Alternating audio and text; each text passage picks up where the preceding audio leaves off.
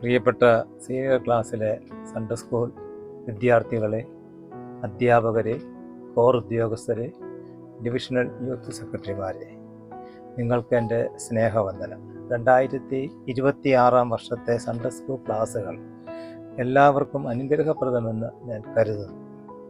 നമ്മുടെ രക്ഷകനായ യേശു ക്രിസ്തുവിനെ കുറിച്ച് പഴയ നിയമത്തിലെ പ്രവചനം എങ്ങനെ പൂർത്തീകരിച്ചു എന്ന് മനസ്സിലാക്കുന്നതിനും പഠിക്കുന്നതിനും ഇതുവരെയുള്ള പാഠഭാഗങ്ങൾ നമുക്ക് സാധിച്ചു എന്ന് ഞാൻ വിശ്വസിക്കുന്നു.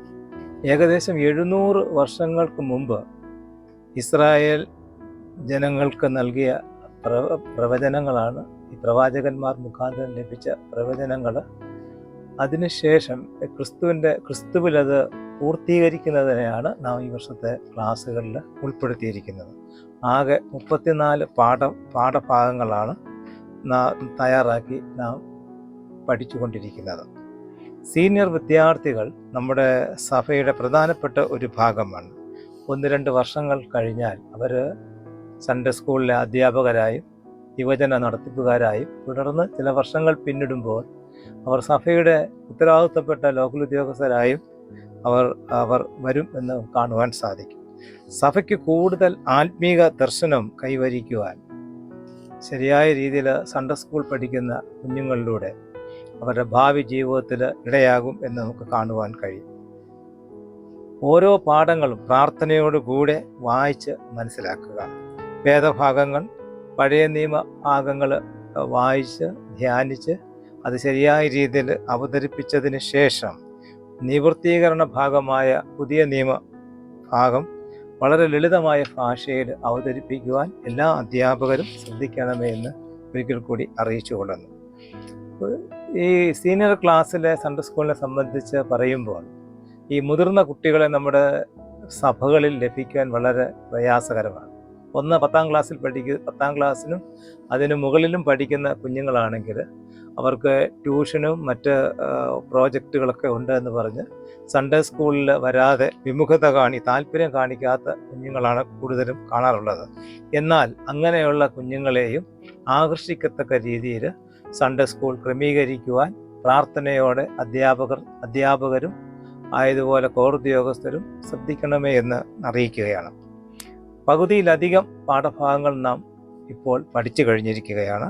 ഇനി തുടർന്നുള്ള പാഠങ്ങൾ 21 മുതൽ 34 വരെയുള്ള പാഠഭാഗങ്ങൾ കർത്താവായ യേശു ക്രിസ്തുവിൻ്റെ ക്രൂശീകരണം, അതുപോലെ തന്നെ ഉയർത്തെഴുന്നേൽപ്പ്, സ്വർഗാരോഹണം, ഇങ്ങനെ തുടങ്ങിയ പാഠഭാഗങ്ങളെ സംബന്ധിച്ചുള്ള പ്രവചനങ്ങളുടെ നിവൃത്തീകരണവുമാണ് കൊടുത്തിരിക്കുന്നത്. മറ്റ് ക്രൈസ്തവ സഭയുടെ കേന്ദ്രം എന്ന് പറയുന്നത് കർത്താവായ യേശു ക്രിസ്തുവിൻ്റെ ക്രൂശീകരണം, മേൽപ്പറഞ്ഞ വിഷയങ്ങളുമാണ്. അതുകൊണ്ട് വളരെ ശ്രദ്ധയോടുകൂടി ഈ വരുന്ന ഭാഗങ്ങൾ, ഈ ക്രൂശീകരണവും അതിനോടനുബന്ധിച്ചുള്ള പാഠങ്ങളും പഠിപ്പിക്കുവാൻ അധ്യാപകർ പ്രാർത്ഥനയോടെ ശ്രമിക്കണമേ എന്ന് ഞാൻ അറിയിക്കുന്നു. പുതിയ നിയമ ഭാഗത്തെ സുവിശേഷ പുസ്തകങ്ങളിലെ ക്രൂശീകരണം തുടങ്ങിയ ഭാഗങ്ങൾ പല ആവർത്തി വായിച്ച് ഉൾക്കൊണ്ട് പഠിപ്പിക്കുവാൻ അധ്യാപകർ ശ്രമിക്കേണ്ടതാണ്. ക്രിസ്തു കേന്ദ്രീകൃത വിശ്വാസ ജീവിതം രൂപപ്പെടുത്തുവാൻ നമ്മുടെ ഈ പാഠഭാഗങ്ങളിലൂടെ നമുക്ക് കഴിയണം. ഒരു സഭ എന്നാൽ, നമ്മൾ പലപ്പോഴും ചിന്തിക്കുന്ന സഭ എന്നാൽ എന്താണെന്നുള്ളതാണ്.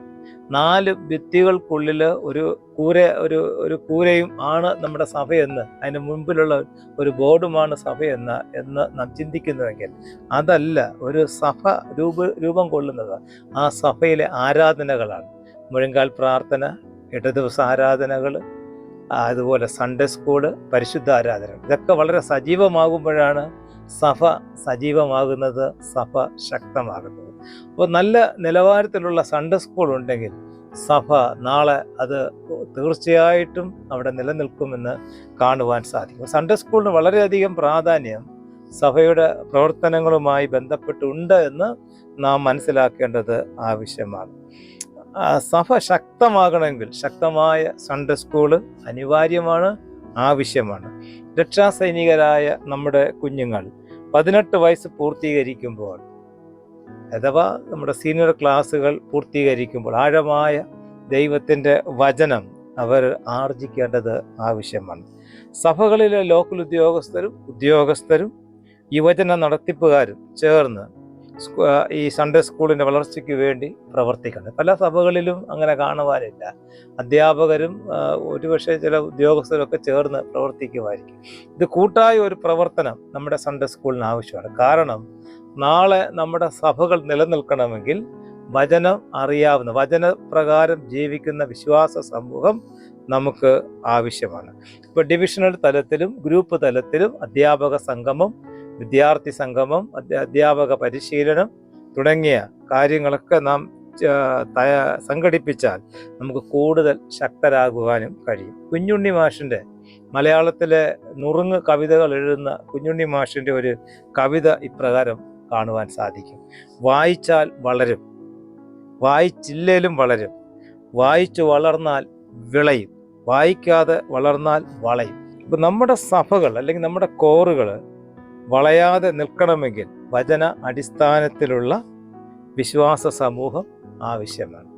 ആ ഒരു ലക്ഷ്യത്തിലേക്ക് സഫലമാകുവാൻ നമ്മുടെ കുഞ്ഞുങ്ങൾക്ക് വചനം ആഴമായി പഠിപ്പിക്കണം. നമ്മുടെ സൺഡേ സ്കൂൾ അതിന് ഇടയാകട്ടെ എന്ന് ആശംസിക്കുന്നു. ദൈവം നമ്മെ എല്ലാവരെയും അനുഗ്രഹിക്കുമാറാകട്ടെ. ആമേൻ.